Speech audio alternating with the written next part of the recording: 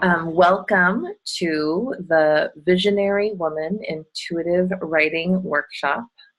My name is Leah Kent, and I am so thrilled and delighted to be with you this afternoon, this beautiful afternoon. So, what we're doing together today is exploring in what this practice of intuitive writing is, and we're going to be doing writing together. So I thought I would start by just letting you know a little bit about myself, Leah Kent. As some of you may not know me, we might be new friends. Some of you are old friends, and I'm so happy to see you.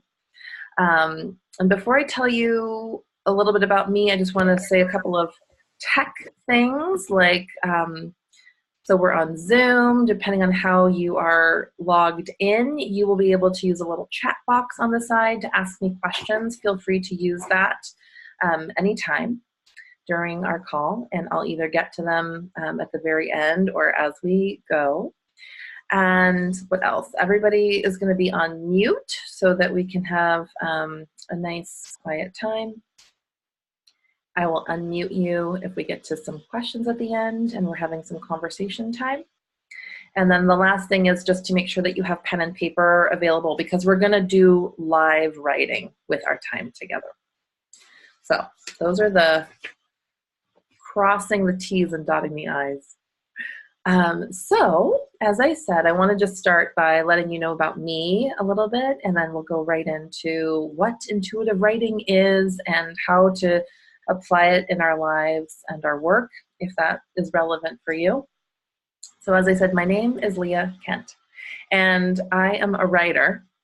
I am also a women's circle facilitator, and I do that together. So I hold women's intuitive writing circles. There is something really magical and potent about combining our work of writing with our work of community and spiritual connection.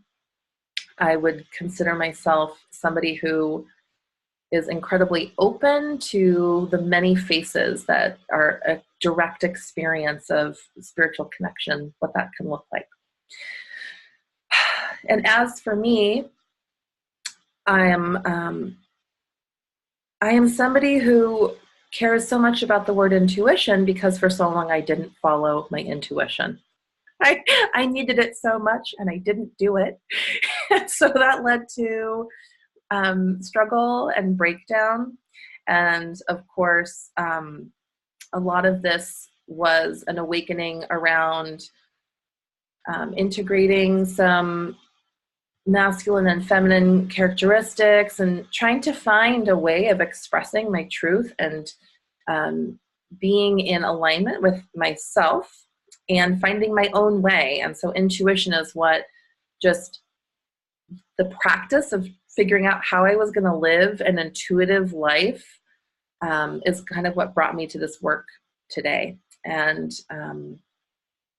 so it's hard won, and it is an ongoing practice of being in a place of connection to intuition. And I'm so grateful for the work, and I'm honored always to have an opportunity to share it, always.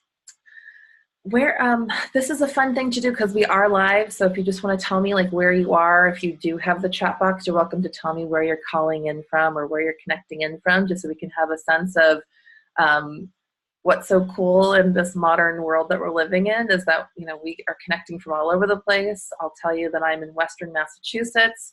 I have somebody, so fantastic. Welcome, Brooke in Chicago, Freya's in New Jersey. And that is so awesome that you're here. I'm so delighted and pleased. Alabama for Jessica. So awesome. I'm so happy you're here, Jessica. So that's my story, and I want to tell you what I alluded to it already, but when I say intuitive writing, if you already had an idea of what that is and you want to pop it into the comments, I would be so curious, if you already feel like you've had an experience of intuitive writing, or if you have one burning question about intuitive writing, put that in the comments so that we can be sure to integrate it in the call today and in the workshop. But I'll tell you what it means for me and the method that I practice. So for me, intuitive writing is really specifically about having an intention to make a connection with something that is bigger than yourself.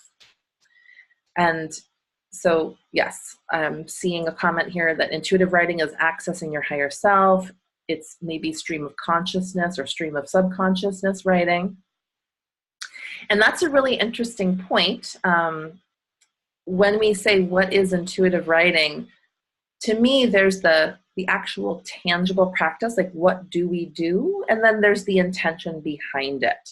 And so we can just do quote unquote stream of consciousness writing, but it's that practice, that tangible practice becomes more potent when we have perhaps a more specific intention. And the way I always describe it is that my intention is to be in communication with something that is bigger than myself. So I very specifically have an intention of getting out of the way. I very specifically have an intention of cultivating an inner spaciousness that allows me to sort of transcend that thinking mind and to go into more of a flow state where I don't feel as personally connected to the words that are coming through on the page. And the way I get into that space happens in a few different ways, and we'll talk about one of them today that I use very regularly that can be very helpful. A couple of things about those methods that we just talked about. So the first thing is, I said intention. There's also some sort of foundational beliefs or choices we can make to put us in a receptive state to allow intuition to flow, to help us release any resistance to that flow. The first one is to choose to trust yourself. Sometimes when we're doing intuitive writing, we find ourselves reliving the patterns we may have learned in school or formal writing courses where we put ourselves in editing mode, and we're self-criticizing, self-judging, and editing while we're writing. And so in the intuitive writing process, it's a choice to set that aside, to bring an awareness that if that does start to bubble up, that we become conscious of it and find some way for ourselves to set that down and get out of editing mode while we're writing. So a choice not to judge, but a choice to trust whatever flows on the page. And there's a second distinction that I have found to be very helpful in this process, because it's a question that comes up a lot when you start talking about intuition with people. And the question becomes, well, how do I know it's intuition versus things like my imagination or wishful thinking? Am I just telling myself what I want to hear? How do I know the difference? And that's a great question. And the answer that I personally have arrived at, and we can all have our own conclusion, but the distinction that I love is that imagination is a tool that our intuition has access to. So we have this powerful, curious, creative imagination, and it's almost like intuition can use that to speak through us or to speak with us. So rather than setting it up like an either or, as though somehow intuition and imagination cannot coexist, I invite you to consider that they in fact are like dance partners, and that your intuition and your imagination are working together to help you have the experience that you're desiring, the experience of feeling rooted, aligned, to feel that you're being guided from a place of connection to self and to source.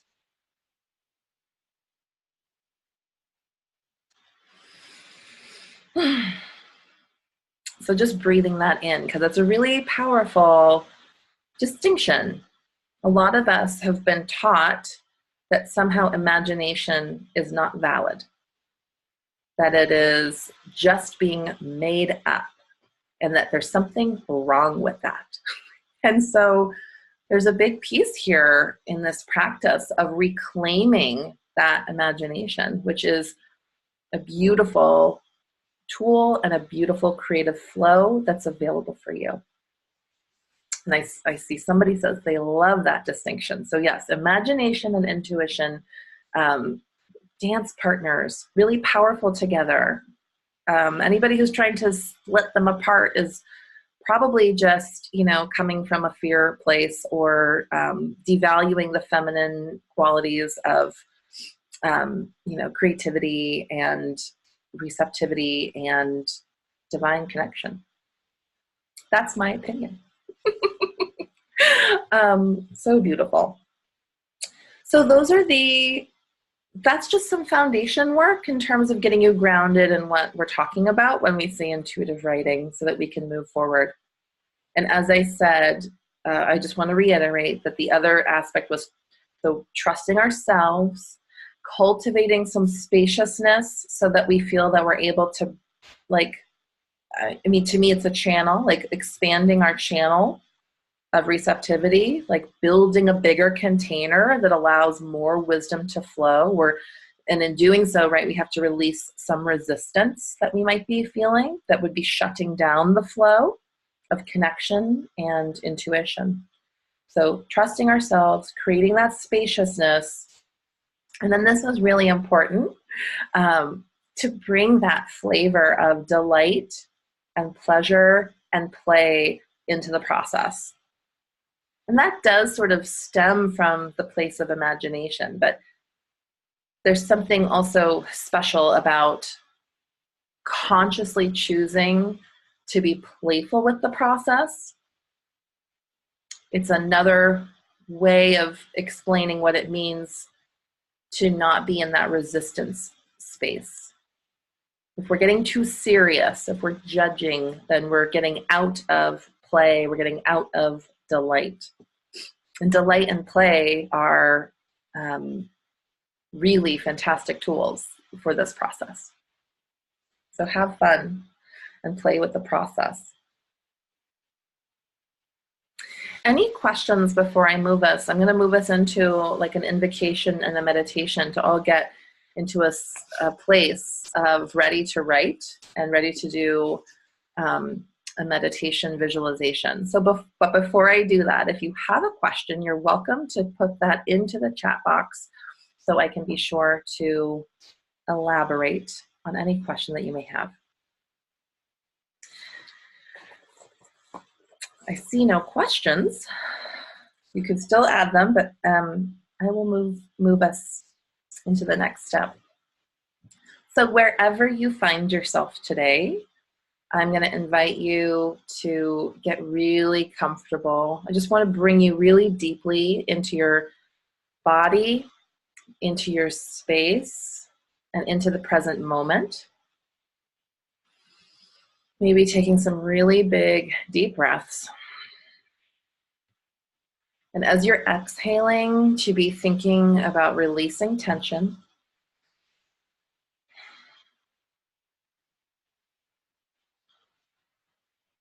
And having the image in your mind that your body is filled with sand. And you're going to be letting that sand just trickle out of your head, out of your mind. And you're letting all of that heaviness just flow down your body, down the neck, out of your shoulders, allowing the top half of your body to become light and spacious. And all of that wonderful, rooted, heavy sand is flowing down to your hips and your seat and your root chakra.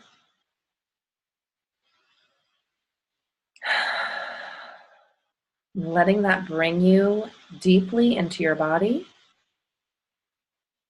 deeply into your physical space. Letting it remind you of the support that you have available to you. on this earth.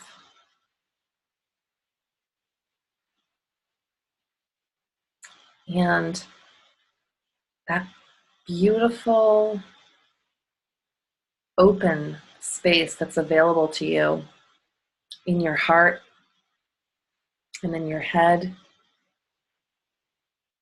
that is clear and open, that is without resistance.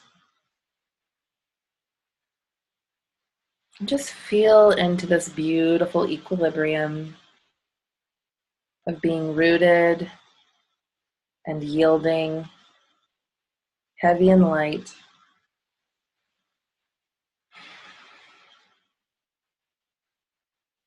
Just breathe into that experience.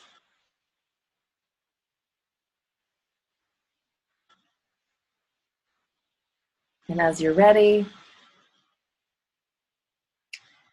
you can slowly bring your attention back to the room, opening your eyes when you're ready.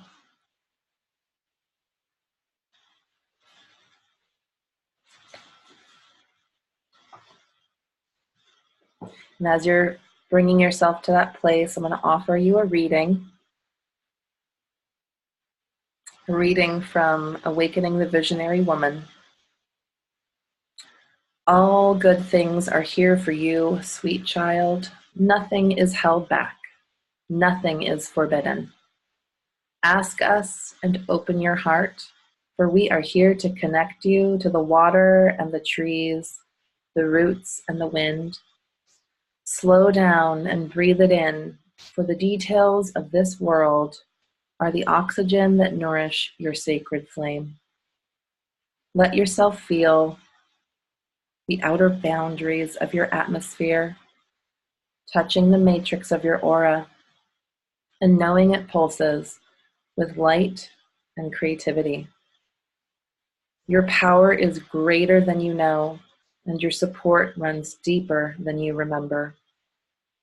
The voice of your intuition is steadily there, available in everything you touch and see. Gaze into the blossoming poppy, and the voice will call to you. Reach your arms up to the moonlit sky and let the guidance you seek pour into your fingertips. Let the breeze share its secrets and offer you the code that unlock the mysteries of the divine within. You, beautiful woman, are a creature devoted to pleasure. Notice the things that move you and make you sway, activating the pulsing rhythm of your heart. For these are the blessings that affirm the rightness of your path.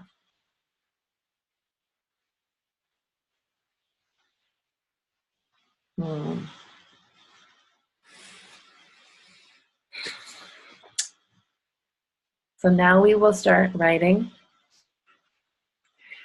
So if everyone has if you have your paper and your pen, I'm going to lead you through these writing prompts. And I invite you to let the words flow across the page, trusting what comes, setting aside judgment, and trusting your connection to your higher self and a higher source.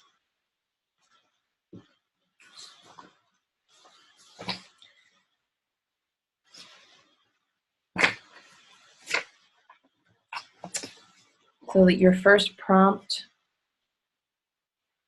asking yourself, what is awakening in your life right now?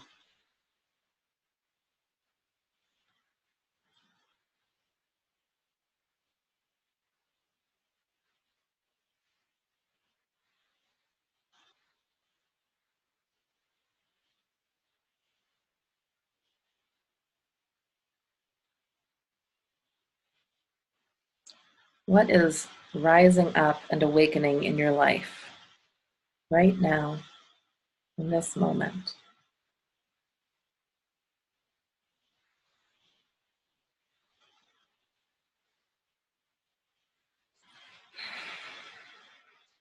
Let the answer be short and sweet.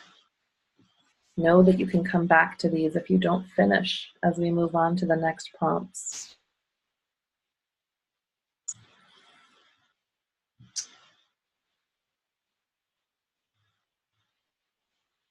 Thinking about the meditation we just did, where in your body do you feel the greatest sense of self-love?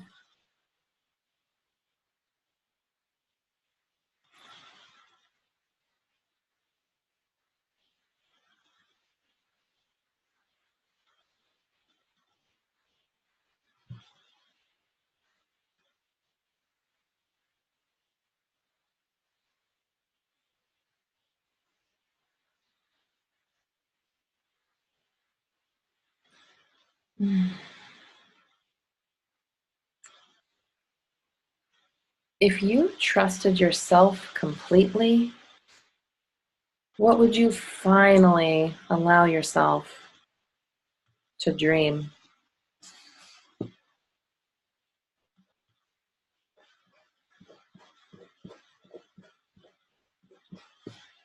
If you trusted yourself completely, what would you finally allow yourself to dream? Let it be big. Let it be spacious.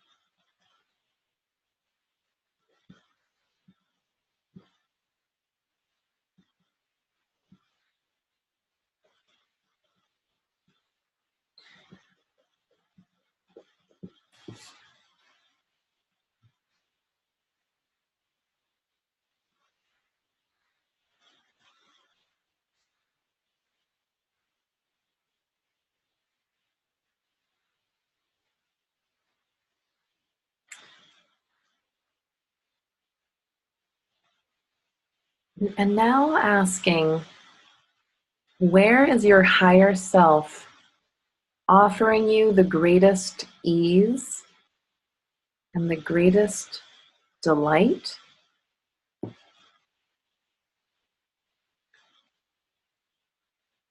Where is your higher self offering you ease?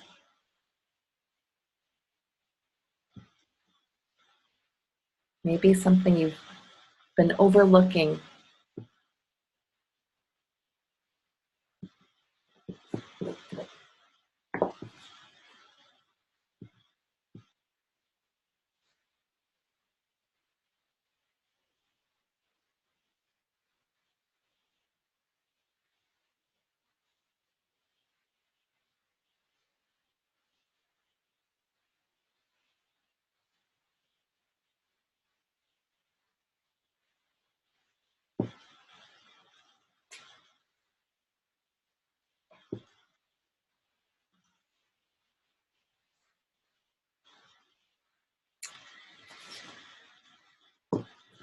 And now thinking about what you might do today. What guidance is coming through of something you can do today to experience that ease?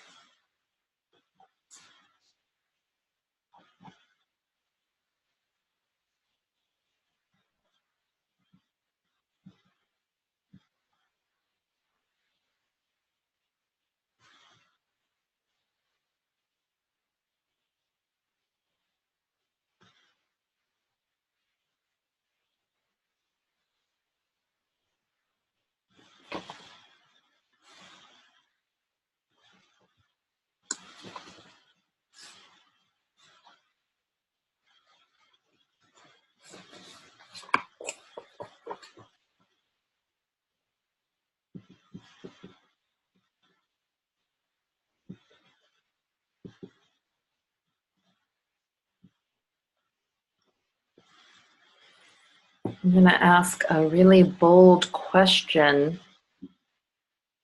What is the shape of your inner spaciousness? What shape does that take? Just describe your experience of inner spaciousness. Maybe what you felt in our meditation. But if you had to describe it in form with color and shape or as a symbol, you might just let an image emerge. With the experience of inner spaciousness, how would you describe the form that takes for you? A shape, a color?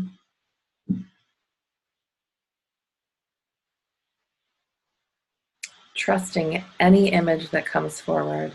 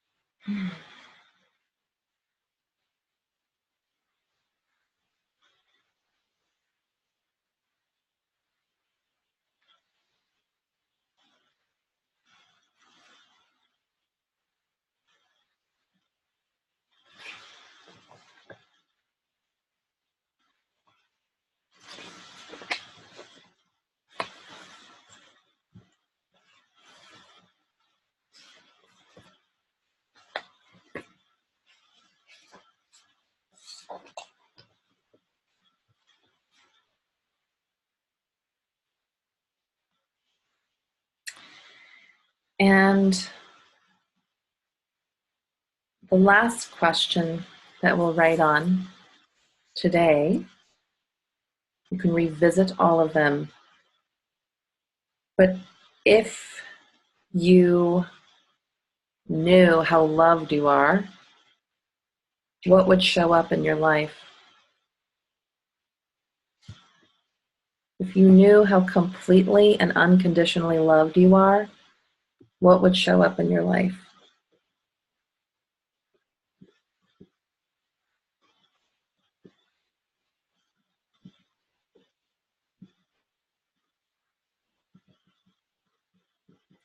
Or what would you let yourself do? What would you let yourself say if you knew how unconditionally loved you are?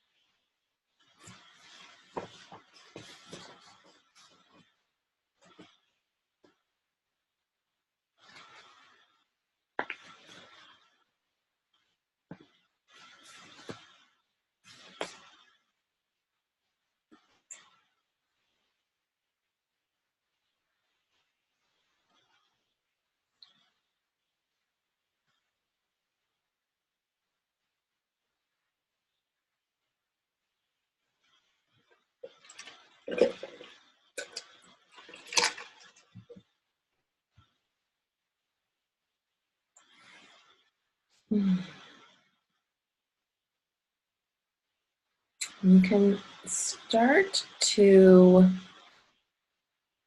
complete whatever you were working on.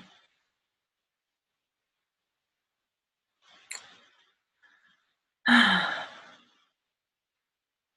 I would love to hear if you were interested in sharing about what that felt like, what it felt like to write from a place of open inner openness, a place from trust. You can either let me know in the chat box, or you could raise your hand and you would be welcome to speak into the space if you would like to, of what that felt like.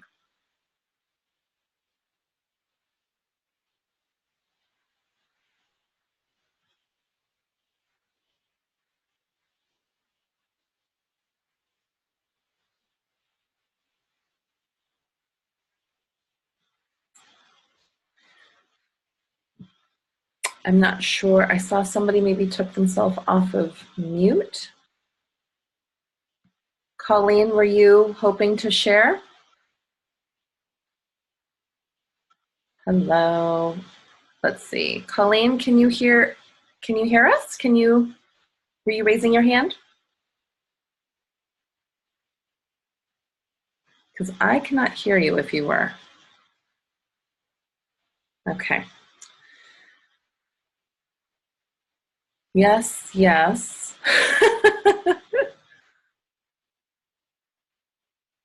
Are you talking right now, Colleen? Because we're not hearing you. I'm not hearing you. Okay, you raised your hand. I'm trying to let you speak. So are you talking right now, Colleen? Trying to sort out the tech side of this for us. I see you raising your hand. You're welcome to talk. You're unmuted. And otherwise, sadly, we will just move forward. Brooke, is anybody else hearing Colleen and I'm not? No, okay. Okay, I'm sorry we're not hearing you, Colleen. I'm not sure what's happening with that. I believe you're calling in from a phone, so I don't know if that's the challenge, but I'm so sorry. I would be loving to hear from you. I see you're changing your settings. Do you want to try one more time?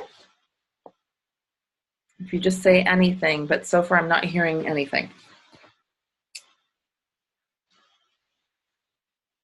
Okay. That was helpful. So I'm just hearing from Brooke. That was helpful. It felt energizing to give myself time to explore. That's wonderful. Oh, so happy for that. So from this place, what I want to move into is the idea of practice, the idea of a writing practice. And I'm curious to hear from others if you feel like you already have a writing practice, and if so, what that looks like for you. And I would also be curious if you want to add in maybe if your writing feels like it's personal, like for personal growth and exploration, or if you are writing for your professional life, if you are an author or you have a blog, or you maybe you write for your business, if you have your own business. I'm just curious what people are bringing in that perspective.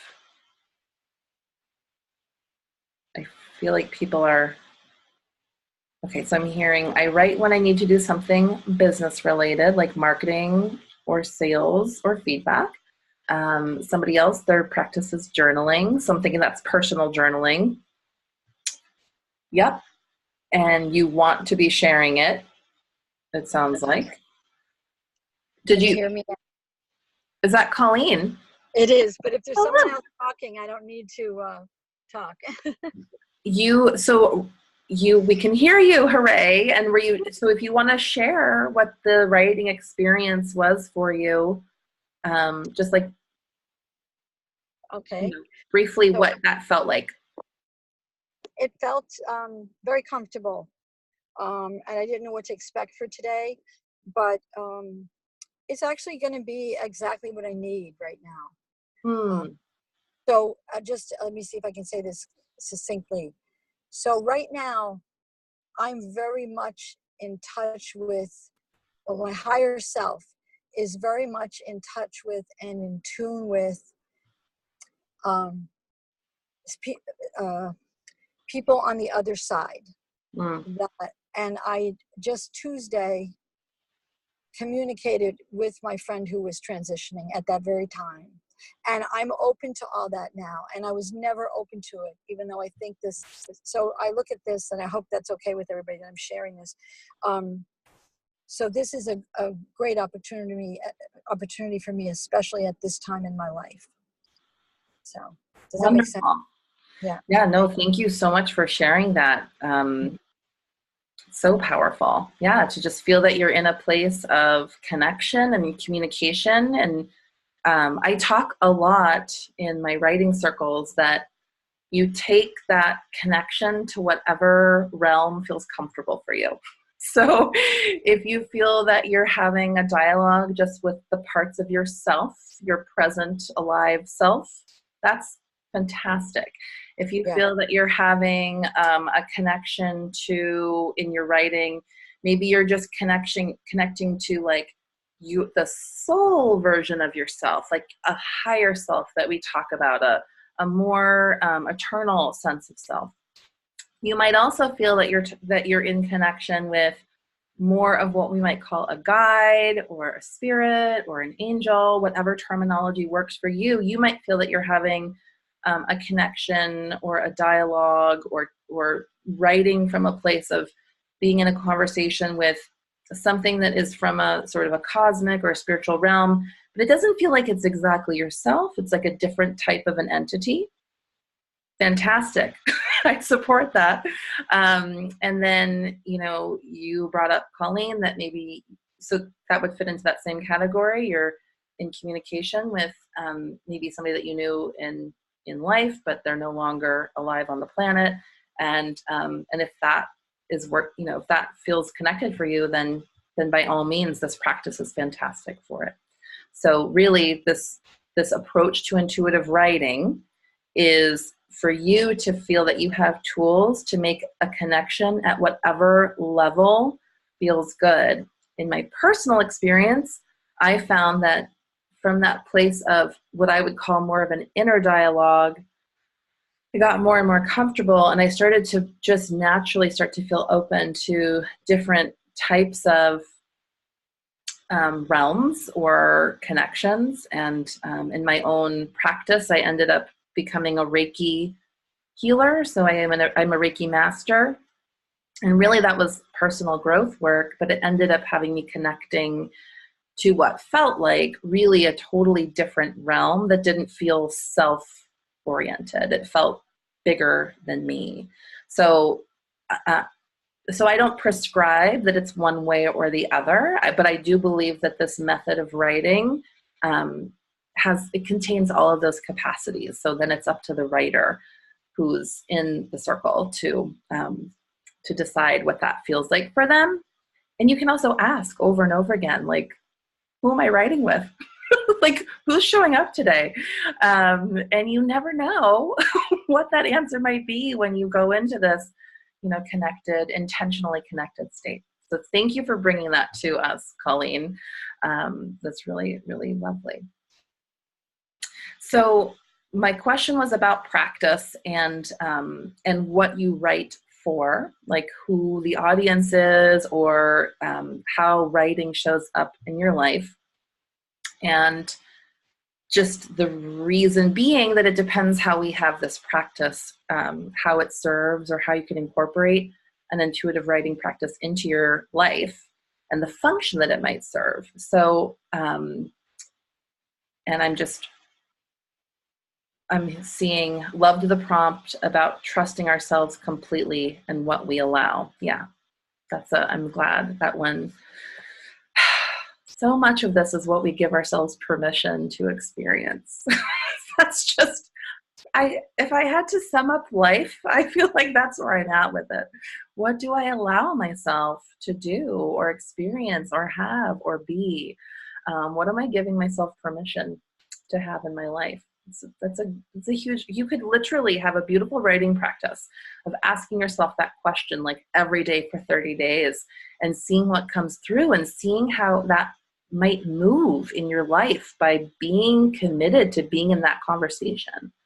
That's a really powerful practice. So what I want to say about practice um, is my perspective is that this intuitive writing approach is really potent, even in small doses. And if you are interested in, bringing more writing into your life from this place of intuitive connection to higher self or to soul self, that my invitation is that you look for a practice that you can do every single day, that you try to find a commitment for yourself that is so achievable that it seamlessly flows into your existing life, that you're not pushing something else off of the table to make room for writing, but that you're incorporating writing in any small way. So I'm a busy mother with 2 young children. And so I am the first person to acknowledge that if I can't make this naturally integrated with a busy life, it won't happen. So I had to give myself a lot of spaciousness and grace and permission to show up like, okay, 3 sentences right before I go to bed. Fine. That's okay.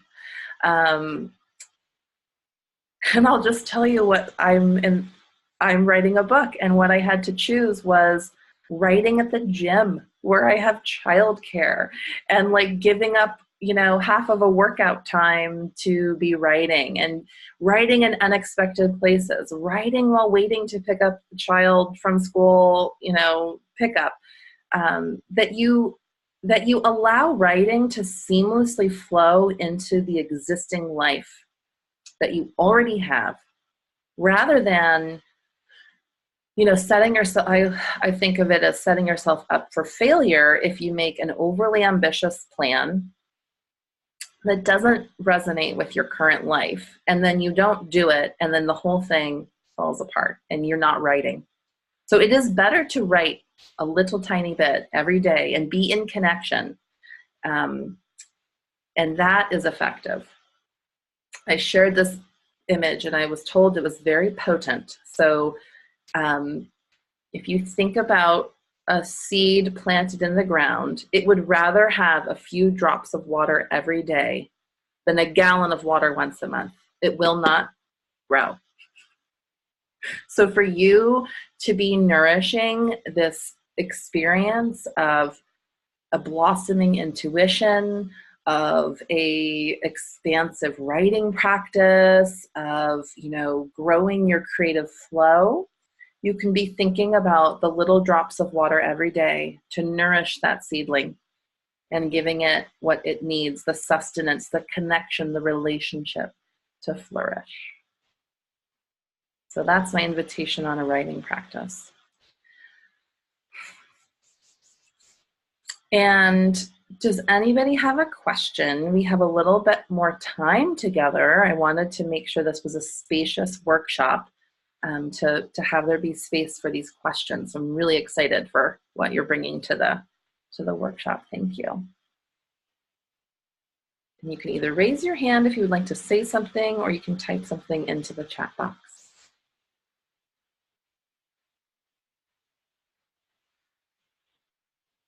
I'm looking, I can see some of you. I think somebody is typing, but I'm not sure. So I'm being patient. Hi, this is Brooke. Hi, I can't Brooke. find the raise my hand button, but well, yeah, I have. Hear you, and I'm going to put you front and center. Welcome. It's so wonderful to have you here. Yeah, thank you. I'm really grateful for this opportunity today, so thanks. Yeah, this is awesome. And I guess the thing popping up for me is since I spend a considerable amount of my work time right now, just quickly, I'm building a business. It's in its very beginning stages. I'm probably like 4 months in. I'm an executive leadership coach. And so there's, all this writing in terms of like marketing, sales, trying to kind of let people know about me and see if they want to work with me type of stuff is new to me. And I'm spending a lot of time on it because it's a different kind of writing, right? So in that context, I'm trying to think of like how to write in this way, right? Write in a way which really helps me connect more with my own intuition and isn't so focused on like this end result that I'm trying to have, or trying to call people into some kind of action. So I'd just love to hear your thoughts on how I can stay really connected to myself when it feels like so much of the writing that I'm doing is about, yes, putting myself out there, but doing it in what sometimes feels like a very prescribed kind of way.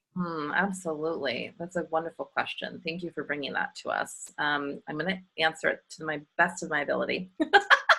So, and I really relate to it.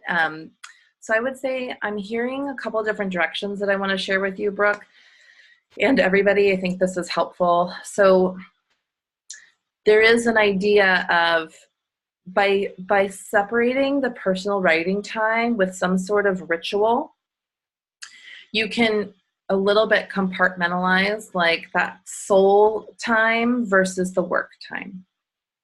One of the meditations that I love starting people with, and I lead writing workshops and writing circles, longer ones and ongoing ones.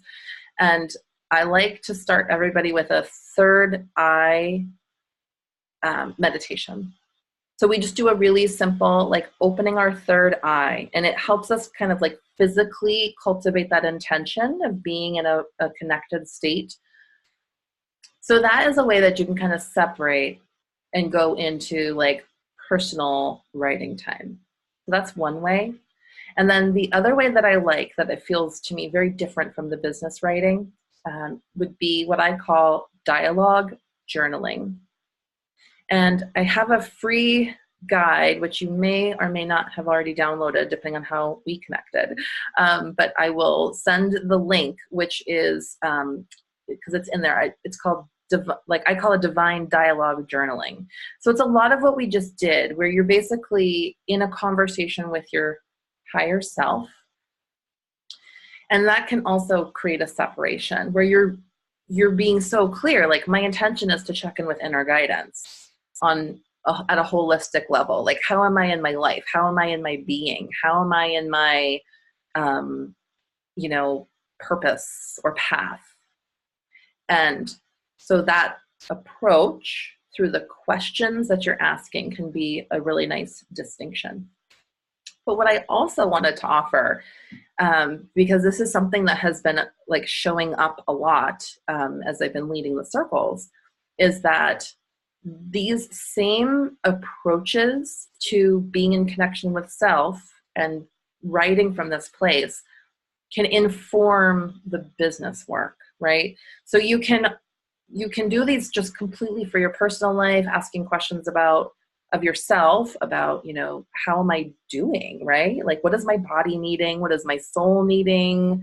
You can ask about you can ask anything. You can ask yourself anything and just see what shows up on the page.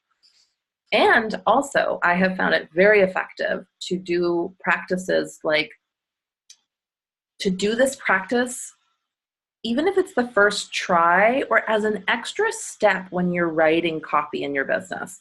Because when you're trying to find that unique and really aligned voice when you're in business for yourself, or you're a creator, like an artist or a writer or a blogger, you can start to kind of tap into that unique voice that makes you you. And when you're in that voice, and for me, it actually shows up as literally vocabulary. So for me, like, I know that my vocabulary always has to do with like light, sight, and vision. Like, that's the vocabulary that just keeps coming through. And when people try to, maybe that, what you should do, when everybody has an opinion about what you should do. And if people suggest words that are outside of this kind of like package of vocabulary that just felt like it's like in me, I've finally learned to be like, nope, does not work with me. That doesn't reflect who I am.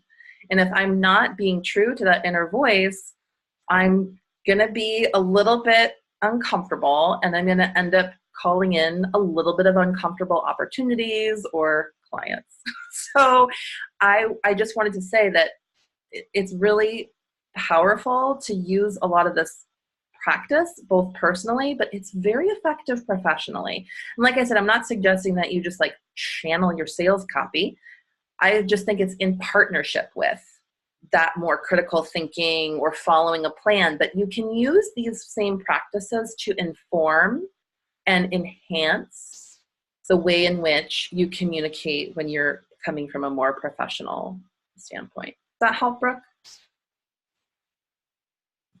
Yes, that is extremely helpful. Thank you very much. Fantastic. Okay, great. And I see Freya has her hand, and we have a few minutes. So I'm going to bring Freya on. Hopefully. Okay, there you go. It's not letting me. I'm going to put you front and center. There we go. Hello. Hi. Thank you. All of this has been tremendously helpful. Thank you so much. My pleasure. I'm so happy. So one of the things that you just said, using words outside of our vocabulary, actually is related to the thing I wanted to ask you. So I have for years wanted to blog and share like my personal journal, my personal life. And I admire people that have done that, the people that write memoirs. And I find that very inspiring. And I know that for a long time, my resistance has been, my belief system around my family and their opinions. And even though I'm like even though I have my master's in counseling and I coach people to get beyond their fear and get beyond their inner critics, it's still, it's like the last frontier in me moving forward. And, for me, it's a big deal. I turned 50 in July, and like not so long ago, my mom saw on my Facebook that I put up a picture with a girl like this, and it said whatever, and it was cool. I posted that on a day when I was feeling really invincible and joyful and empowered. And my mom didn't address it in a direct way. She addressed it in an indirect way, and wondering if the people I work with saw that and how that affects my relationship as a public figure, as a counselor. And the answer is, I don't fucking care anymore. Like, I feel like I've lived so much of my life trying to conform to the idea of what society thought I should be as a teacher, as a yoga instructor, as a counselor, as someone who's very spiritual. And oh, my cats are getting into it. I don't know what is going on with these two today. I've been trying to. It's unusual. Excuse me. Can you hear them? I did, but it's okay. Okay. So yeah, I just don't want the bullying to continue. So I just, that it's the last frontier that I'm working on is, I finally got my URL up. I'm like ready. It's like, it's there. Like the shell has broken, I've like a little chick that's hatched. And I'm looking for all the support I can get. And one of the biggest lessons I found is aligning with people that truly empower my vision and truly empower my spirit rather than caution. Sure. I'm tired of the cautioning. So what's your question around the vocabulary? I mean, I guess, because you said, you like to use words out, there's words outside your vocabulary that you don't want to use. And for me, I don't want to use out like words or concepts out my vocabulary that sort of snuff or dampen down my dream. If I talk to people about my dream, there's, people will throw in things and caution me to think about my professional license. And, fuck it. When I went into this field, I asked my therapist, and he's like, what do you think? I'm like an LGBTQ, starter of a thing. You can be whatever kind of counselor you want. As long as you abide by the ethics, no one can take your license away. Okay. And so, and it's like if this old school people in my family, I don't want them to die yet, but if they were just to fall off the earth, this probably wouldn't even be a conversation. But I'm finding that the obstacle in my life is still like my parents, my family, and their conservative opinions. And now with social media, everybody kind of knows what you're doing. Okay. Well, I think I can speak to that. So and I really appreciate that because it's something that is so common and so universal and also personally relevant to me, Freya. So thank you for bringing that to the circle. So there's honestly, it's a huge topic that you've brought to us, right? Like you've brought us a big topic around how to handle inner resistance, how to handle outer resistance, the need from that place to have some boundaries around our creative life and also our spiritual life. And I can't resist saying that I'm appreciating you so much. I'm feeling so much gratitude because the book that I'm currently writing answers a lot of your questions. So I'm really okay, good. I am supposed to write this book. When the doubt pops up, it's like, oh, but you just asked all of the questions that I set out to answer. So I'm going to speak from my experience because nobody has the right answer. Only you will be able to find the answer that works for you. But I'll just tell you some of the policies that I've adopted in my creative life that allow me to do this work. And it doesn't mean I don't have fear. It doesn't mean I don't encounter resistance because I do, including recent resistance. So there are people who you're going to share something in your writing and they're going to push back or they're going to feel confronted or they're not going to like what you say. And so you're going to have to make a choice for yourself as a creative person, what to do to create some boundaries that work for yourself, right? When it comes to family, it's usually more fraught. I personally will just share that I have just chosen a boundary that if anybody on a social media profile, if they do anything that's negative, pushback, passive aggressive, anything like that, I immediately delete it. And then if somebody does it more too often, I will absolutely block them from my social media profiles. And I have absolutely no problem doing that. And when people push back, if somebody does, I just would say, this is my business. And so I have to create a really clear and firm boundary because if you're going to be posting negative things on my personal page, but that's me as a public person, you would be negatively impacting my business potentially. And I'm not going to have that. So I set a pretty, clear and strong boundary with public stuff. And so I actually don't have a lot of family members on my social media profiles. And if anybody crosses the line, I'm kind of that's it. It's just social media. If they want to question me on it, I can be really warm and clear and just say, I'm in business. And that doesn't work on my social media profile. That's how I am about it. But that's just the external experience. For me to get to a place to be able to just be nope, was a lot of inner work around boundaries, about saying I deserve to take up space. I deserve to speak my truth. And I'm going to do that even when it feels vulnerable. And I will find my way of being so rooted in myself, so clear that my motivation is not coming from a place of I'm clear about my motivation. And for me, the motivation is to just speak my truth in a way that is non-harmful to other people. So that's my intention. And because I'm really clear and rooted and grounded and comfortable with my intention, if somebody has a negative reaction, I'm clear that's 100% about them and not about me. And I comfortably shut it down. And I want to share this one other thing because it comes up a lot. And I find that this one little distinction can be very helpful. And it comes from Byron Katie. And you may or may not know her. She wrote a wonderful book called Loving What Is. She has a website called thework.com. She's a big boundaries person. That's what ends up happening in this work because she's from a place of non-judgment. And so what she says about our interactions with other people that I found really helpful and I think is relevant for you, Freya, is I'm always a yes. Because even a no to you is a yes to me. Right? So I'm going to say yes or I'm going to say no, but really I'm always saying yes. Because if I'm in a place where I need to say a no, it's to take care of me. So I'm saying yes to me. And how that's manifesting in this case is a no to you. But I have one job in this world, which is to take care of myself. You know, that's my number one job. I can't take care of anybody else. I can't show up. I can't be creative. I can't be present if I haven't taken care of myself.